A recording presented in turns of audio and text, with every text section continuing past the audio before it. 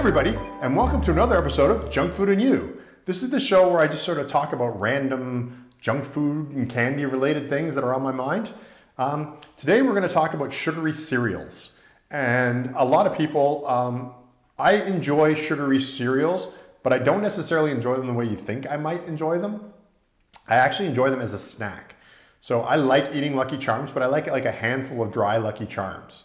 I don't necessarily like them for breakfast. I understand there's the nutritional value of a bowl of Lucky Charms for breakfast may not be necessarily perfect for somebody like, even myself, health-wise. I would rather go for something healthier, but I enjoy a handful of Lucky Charms every once in a while. I enjoy a handful of Fruit Loops every once in a while.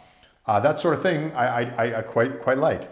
And so, but often when I tell people, I like Lucky Charms or I like Fruit Loops and things like that, they often tell me, well, that's not cereal, it's candy, because it's mostly sugar. And so I guess the question I'm asking is sugary cereal candy? And even the way I eat them, I mean, by definition, by legal definition, I'm sure that cereal companies, your Kellogg's and such, all have reasons for saying that this is not candy.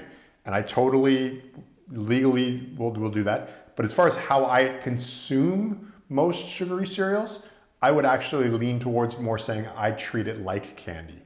So I don't have a handful, a few handfuls of Lucky Charms every day. I, have a handful of nuts or something like that, or some fruit or something like that.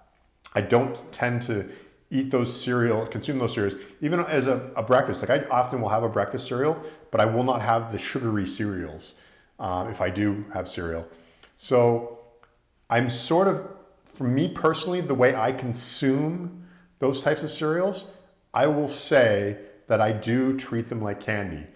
And I will say that if you're, again, I don't want to get into the legal side of this. I feel that that's a good way to enjoy treats like this. And I don't feel guilty for buying them as a candy. So like somebody may go buy a bag of cookies off of the shelf and kind of go, well, this is just like a sweet treat. So maybe after dinner, I'll have a cookie. It's like, for me, it's like, oh, this is just a sweet treat. So maybe after dinner, I'll have a handful of Lucky Charms. And also I don't tend to eat them in the morning. So I tend to eat sugary cereals if I do have sort of my handful in the evenings or the afternoon when I'm more likely to have a sweet treat. So again, this is sort of why I might say, for me, the way I consume and look at sugary cereals, I would define them as candy. Do I call them candy? I don't. I still call them cereal. I don't really know why.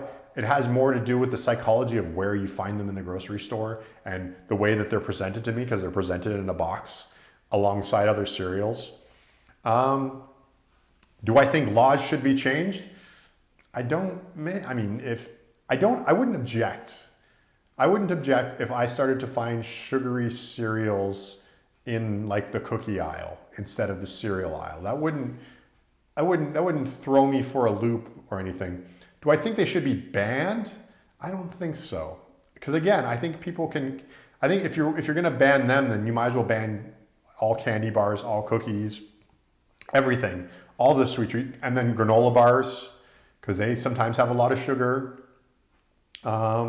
So I'm not one to say, you need to ban them. And I don't think you even have to relabel them.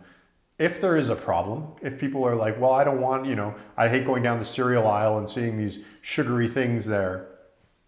And I feel like I'm able to mentally differentiate. I mean, I think we can look at a box of certain cereals and kind of go, yeah, that's on the sugary cereal end and this one is not. I think as, grown-ups, maybe kids, not as much, they would gravitate towards the fun ones, but I think their parents can look at things and sort of go, maybe this isn't the healthiest choice if it's in a bright rainbow package and things like that. So, but I don't think they should be banned. I just think they have to be looked at in a different way and looked at instead of saying, well, you can either get a bag of Oreos or a box of Lucky Charms. Choose, and then so that's the way it is. So I'm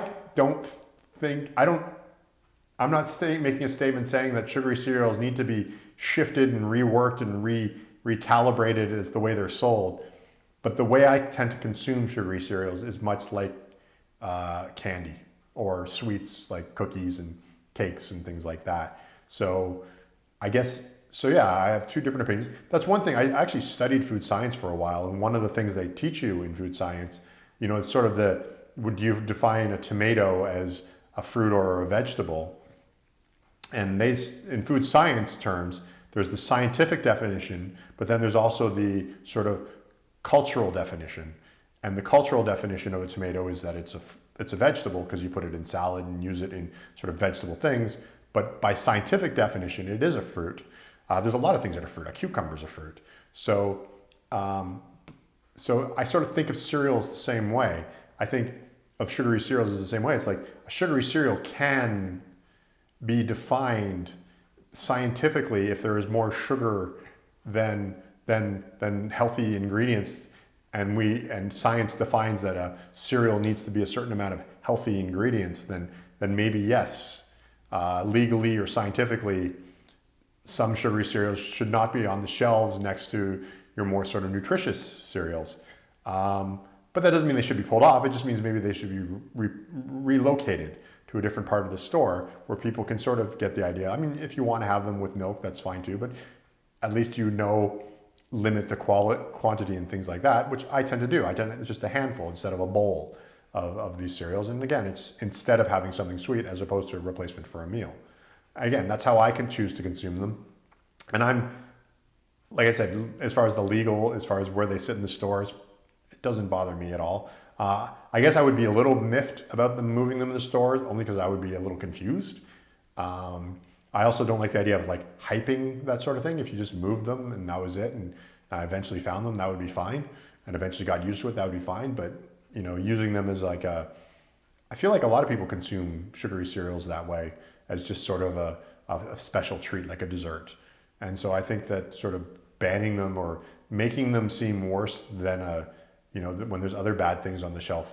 And I'm just saying bad as in like things you shouldn't eat as much of on the shelf is kind of wrong. So yeah, I do, again, I consume sugary cereals as I would candy, but I don't necessarily think that they should be labeled as candy.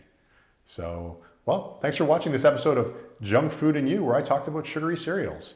Hopefully you're enjoying a handful of Lucky Charms right now.